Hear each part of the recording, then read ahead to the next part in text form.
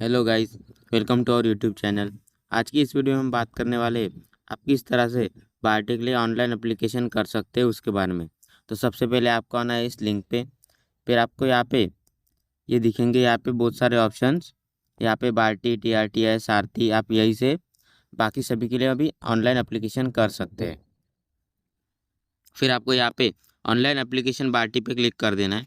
फिर थोड़ा सा लोडिंग होकर आपके सामने कुछ इस तरह से इंटरफेस आ जाएगा। अगर आपने इससे पहले यहाँ पे रजिस्ट्रेशन किया हुआ है तो आपको यहाँ पे लॉगिन पे क्लिक कर देना है, और अगर आप न्यू यूज़र हो तो आपको यहाँ पे रजिस्ट्रेशन पे क्लिक कर देना है। फिर इस तरह से आपके सामने रजिस्ट्रेशन का फॉर्म यहाँ पे आ जाएगा। उसके बाद आपको यहाँ पे सबसे पहले आपका यहाँ पे फर्स्ट नेम देना है। उसके बाद यहाँ पे आपका सेकंड नेम देना है, और यहाँ पे आपका थर्ड नेम देना है। यहाँ पे आपका नेम देने के बाद आपको यहाँ पे आपकी डेट ऑफ बर्थ देनी है। उसके लिए आपको यहाँ पे इस कैलेंडर पे क्लिक कर देना है। डेट ऑफ बर्थ देने के बाद आपको यहाँ पे आपकी ईमेल आईडी देनी है, और वही ईमेल आईडी आपको यहाँ पे कंफर्म कर देना है। फिर आपको यहाँ पे आपका मोबाइल नंबर देना है, और वो मोबाइल नंबर आपको यहाँ पे कंफर्म कर देना है। उसके बाद आपको यहाँ पे जनरेट OTP पे क्लिक कर देना है। फिर आपके मोबाइल नंबर पे एक OTP आएगी, वो OTP आपको यहाँ पे फिल कर देनी है। OTP देने के बाद आपको यहाँ पे ये वाला कैप्चा यहाँ पे फिल कर देना है, और यहाँ उसके बाद सबमिट रजिस्ट्रेशन फॉर्म पे क्लिक कर देना है। इस तरह से आपका यहाँ पे रजिस्ट्रेशन सक्सेसफुली हो जाएगा। आपको यहाँ पे आपकी लॉगिन आईडी और पासवर्ड यहाँ पे आपका मिल जाएगा। फिर आपको यहाँ पे चेंज पासवर्ड पे क्लिक कर देना है। फिर इस तरह से आपके सामने पासवर्ड चेंज के ऑप्शन आ जाएंगे।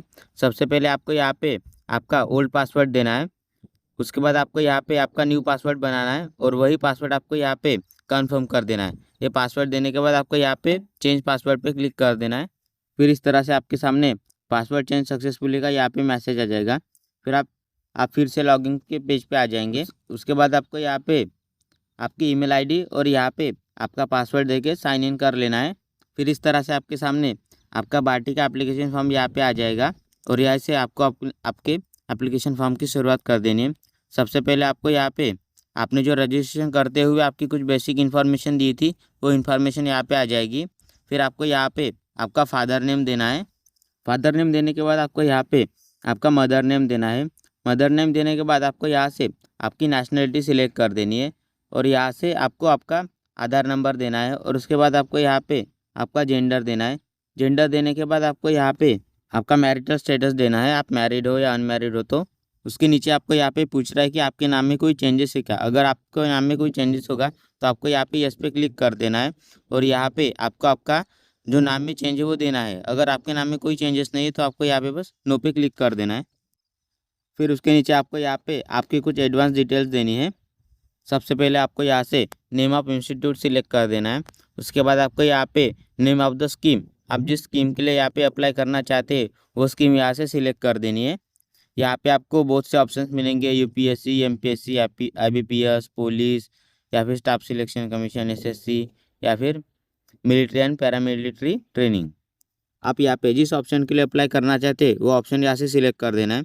फिर आपको यहाँ पे कैटेगरी के बारे में पूछा है, तो यहाँ से आपको आपकी कैटेगरी सिलेक्ट कर देनी है। फिर आपको यहाँ पे कास्ट के बारे में पूछा है, तो यहाँ से आपको सब कास्ट सिलेक्ट कर देनी है।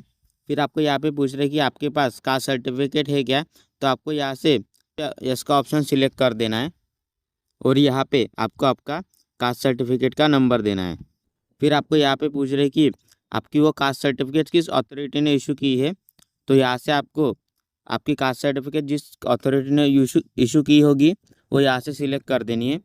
ये सारी इन्फॉर्मेशन आपके कास्ट सर्टिफिकेट पे रहेगी। फिर आपको यहाँ पे कास्ट वैलिडिटी के बारे में पूछ रहे, अगर आपके पास कास्ट वैलिडिटी है तो आपको यहाँ पे यस पे क्लिक कर देना है, और आपको यहाँ पे फिर आपका कास्ट वैलिडिटी सर्टिफिकेट नंबर देना है। उसके बाद आपको यहाँ से आपकी कास्ट सर्टिफिकेट जिस डेट को इशू हुई थी वो डेट यहाँ पर देना है आपको। फिर आपको यहाँ पे पूछ रहे कि आपकी कास्ट वैलिडिटी किस अथॉरिटी ने इशू की थी, वो अथॉरिटी आपको यहाँ से सिलेक्ट कर देना है। ये वैलिडिटी की सारी इन्फॉर्मेशन आपके वैलिडिटी सर्टिफिकेट पे रहेगी, वैसे देख के आपको यहाँ पे फिलअप कर देना है। फिर आपको यहाँ पे डोमिसाइल ऑफ महाराष्ट्र के बारे में पूछ रहे हैं, तो आपको यहाँ पे यस पे क्लिक कर देना है। फिर आपको यहाँ पे पूछ रहे हैं कि आपके पास डोमिसाइल सर्टिफिकेट है क्या, तो यहाँ से आपको यस पे क्लिक कर देना है, और यहाँ पे आपको आपके डोमिसाइल सर्टिफिकेट का नंबर दे देना है। डोमिसाइल सर्टिफिकेट का नंबर देने के बाद आपको यहाँ से पूछ रहे हैं कि आपको ये डोमिसाइल सर्टिफिकेट किस अथॉरिटी ने इशू की है, तो यहाँ से आपको उस अथॉरिटी का नाम सिलेक्ट कर देना है। फिर आपको यहाँ पे पूछ रहे कि are you physically disabled person, तो आपको यहाँ से अगर होंगे तो यस पे क्लिक कर देना है। यस पे क्लिक करने के बाद आपको यहाँ से टाइप ऑफ डिसेबिलिटी के बारे में पूछ रहा है, तो आपको यहाँ पे टाइप ऑफ डिसेबिलिटी सिलेक्ट कर देनी है।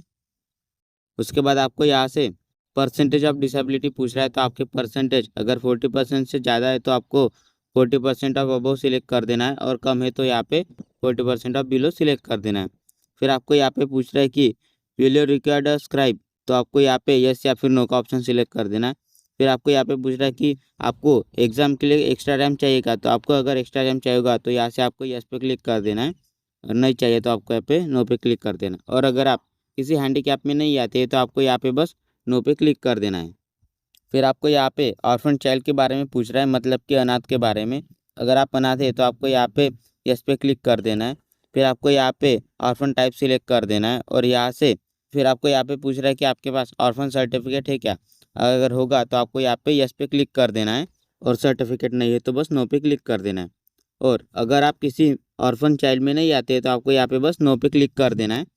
फिर आपको यहाँ पे पूछ रहे कि आपने इससे पहले किसी भी पार्टी के लिए एडमिशन या फिर बेनिफिट किसी कोर्स के लिए लिया है क्या। अगर लिया होगा तो आपको यहाँ पे यस पे क्लिक कर देना है, और यहाँ से आपने जिसके लिए भी जो बेनिफिट लिए थे वो यहाँ से आपको सिलेक्ट कर देने हैं। और अगर आपने इससे पहले पार्टी का कोई भी यहाँ पे आपने एडमिशन या फिर कोर्स के लिए कोई भी बेनिफिट नहीं लिया है तो बस आपको यहाँ पे नो पे क्लिक कर देना है। फिर आपको यहाँ पे पूछ रहे कि आप कोई गवर्नमेंट एम्प्लॉय होगा, अगर होंगे तो आपको यहाँ पे यस पे क्लिक कर देना है। अगर आपने यहाँ पे यस पे क्लिक किया तो आप यहाँ पे इस फॉर्म के लिए एलिजिबल नहीं रहेंगे, इसलिए आपको यहाँ पे बस नो पे क्लिक कर देना है। फिर आपको यहाँ पे आपके इनकम के बारे में पूछ रहा है, तो आप यहाँ से आपकी इनकम सिलेक्ट कर देनी है। फिर आपको यहाँ पे पूछ रहा है कि आपके पास इनकम सर्टिफिकेट है क्या, तो आपको यहाँ पे यस पे क्लिक कर देना है। अगर आपने यहाँ पे नो पे क्लिक किया तो आप यहाँ पे एलिजिबल नहीं रहेंगे, इसलिए आपको यहाँ पे यस पे क्लिक कर देना है। फिर आपको यहाँ पे आपके इनकम सर्टिफिकेट का नंबर दे देना है, और यहाँ से आपकी ये इनकम सर्टिफिकेट किस अथॉरिटी ने यहाँ पे इशू की है वो अथॉरिटी यहाँ से आपको सिलेक्ट कर देना है। फिर आपको यहाँ पे कुछ इन्फॉर्मेशन दी है, ये इन्फॉर्मेशन पूरा पढ़ के आपको यहाँ पे टिक करके सेव एंड नेक्स्ट पे क्लिक कर देना है। फिर आप नेक्स्ट पेज पर आ जाएंगे।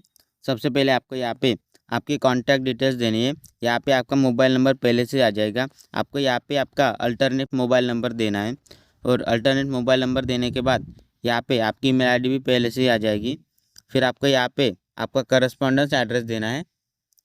सबसे पहले आपको यहाँ पे आपका एड्रेस देना है, फिर आपको यहाँ पे आपका लैंडमार्क, फिर यहाँ से आपको आपका विलेज या फिर सिटी देनी है।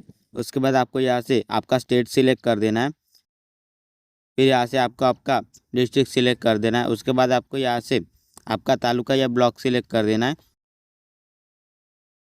और फिर आपको यहाँ पे आपका पिन कोड दे देना है।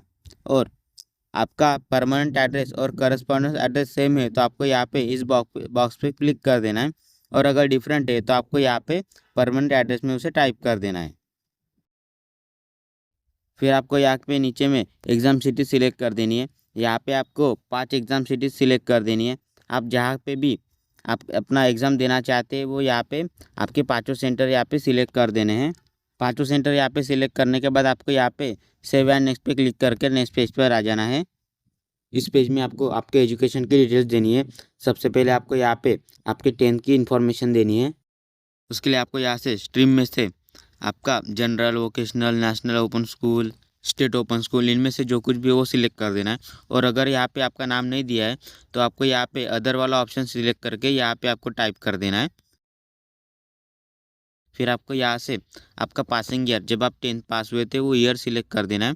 उसके बाद आपको यहाँ से आपकी बोर्ड यूनिवर्सिटी सिलेक्ट कर देनी है, जो आपकी बोर्ड यूनिवर्सिटी होगी वह। उसके बाद आपको यहाँ पे आपके परसेंटेज देने, आपके परसेंटेज सीजीपीए में होंगे तो आपको सीजीपीए वाला ऑप्शन सिलेक्ट कर देना है, और यहाँ पे आपको सीजीपीए देना है। और अगर परसेंटेज में है तो आपको यहाँ पे ये परसेंटेज वाला ऑप्शन सिलेक्ट करके यहाँ पे आपको आपके टोटल मार्क्स और यहाँ पे आपको जो मार्क मिले हैं आप ऑब्टेन मार्क, वो मार्क सिलेक्ट कर देने हैं। उसके बाद आपको यहाँ पे ऑटोमेटिकली आपके परसेंटेज यहाँ पे आ जाएंगे। इसी तरह से आपको यहाँ पे आपके एचएससी और यहाँ पे आपके ग्रेजुएशन की इन्फॉर्मेशन देनी है। और यहाँ पे एक आपको पोस्ट ग्रेजुएशन का भी ऑप्शन दिया हुआ है, ये यहाँ पे मैंडेटरी नहीं है, पर आप देना चाहे तो इसे भी दे सकते। फिर आपको यहाँ पे सेव एंड नेक्स्ट पे क्लिक कर नेक्स्ट पेज पर आ जाना है। इस पेज में आपको आपके डॉक्यूमेंट्स अपलोड कर देने हैं। सबसे पहले आपको यहाँ पे आपका फ़ोटोग्राफ अपलोड कर देना है। उसके लिए आपको यहाँ पे चूज़ फाइल पे क्लिक कर देना है और आपने अपना फ़ोटोग्राफ जहाँ कहीं पे भी रखा हो वहाँ से सिलेक्ट करके यहाँ पे उसे अपलोड कर देना है। ये आपका फ़ोटोग्राफ आपको 100 KB के अंदर अपलोड कर देना है। फिर आपको यहाँ से आपकी सिग्नेचर अपलोड कर देनी है। ये सिग्नेचर आपकी 80 KB के अंदर रहनी चाहिए। फिर आपको यहाँ से आपके डॉक्यूमेंट्स अपलोड कर देने हैं। सबसे पहले आपको यहाँ से आपकी SSC की मार्कशीट अपलोड कर देनी है। ये मार्कशीट आपकी PDF फॉर्म में 300 KB के अंदर में रहनी चाहिए। अपलोड करने के बाद आपके सामने इस तरह से यहाँ पे राइट का ऑप्शन आ जाएगा। फिर आपको इसी तरह से यहाँ पे आपकी HSC की मार्कशीट अपलोड कर देनी है। फिर यहाँ से आपकी ग्रेजुएशन की मार्कशीट या फिर सर्टिफिकेट आपको अपलोड कर देना है। ग्रेजुएशन के सर्टिफिकेट अपलोड करने के बाद आपको यहाँ पे आपकी स्टेट डोमिसाइल सर्टिफिकेट अपलोड कर देनी है। डोमिसाइल सर्टिफिकेट अपलोड करने के बाद आपको यहाँ पे आपका आधार कार्ड फ्रंट और बैक दोनों साइड यहाँ पे अपलोड कर देनी है। इसके बाद आपको यहाँ पे आपका कास्ट सर्टिफिकेट अपलोड कर देना है। उसके बाद आपको यहाँ पे आपकी 3 साल की इनकम सर्टिफिकेट यहाँ पे अपलोड कर देनी है। सभी डॉक्यूमेंट्स यहाँ पे अपलोड करने के बाद आपके सामने इस तरह से ये राइट के सिंबल आ जाएंगे और आपको ये सभी डॉक्यूमेंट्स आपको PDF फॉर्म में 300 KB के अंदर यहाँ पे अपलोड कर देने हैं। फिर सेव एंड नेक्स्ट पर क्लिक कर नेक्स्ट पेज पर आ जाना है। ये आपका प्रीव्यू का फॉर्म है, इसलिए आपको यहाँ पे आपकी पूरी डिटेल्स फिर से चेक कर देनी है और अगर इसमें कुछ मिस्टेक लगे तो आपको यहाँ पे मॉडिफाई पे क्लिक कर देना है और अगर सब कुछ ठीक है तो आपको यहाँ पे सबमिट पे क्लिक कर नेक्स्ट पेज पर आ जाना है। फिर इस तरह से आपका फॉर्म यहाँ पे सक्सेसफुली सबमिट हो जाएगा और यहाँ पे आप चाहे तो उसकी प्रिंट भी निकाल सकते हैं या फिर अपने मोबाइल या लैपटॉप या PC में उसे सेव कर भी रख सकते हैं। और अगर आप किसी और स्कीम के लिए भी यहाँ पे अप्लाई करना चाहते हैं तो आपको यहाँ पे फिर से डैशबोर्ड के ऑप्शन पे आ जाना है और यहाँ पे अप्लाई फॉर न्यू स्कीम पे क्लिक कर देना है। यहाँ से सिलेक्ट में से आप जिस स्कीम के लिए अप्लाई करना चाहते हैं वो स्कीम यहाँ से सिलेक्ट कर देनी है और प्रोसीड पे क्लिक कर देना है। फिर इस तरह से आपके सामने फिर से एप्लीकेशन फॉर्म आ जाएगा। आपको इसे फिलअप करके उस फॉर्म को भी यहाँ पे सबमिट कर देना है। तो गाइस इस तरह से आप अपने यहाँ पे पार्टी का ऑनलाइन फॉर्म एप्लीकेशन फिलअप कर सकते हैं। आई होप आपको ये वीडियो अच्छा लगा हो तो वीडियो को लाइक और चैनल को सब्सक्राइब कर दीजिएगा।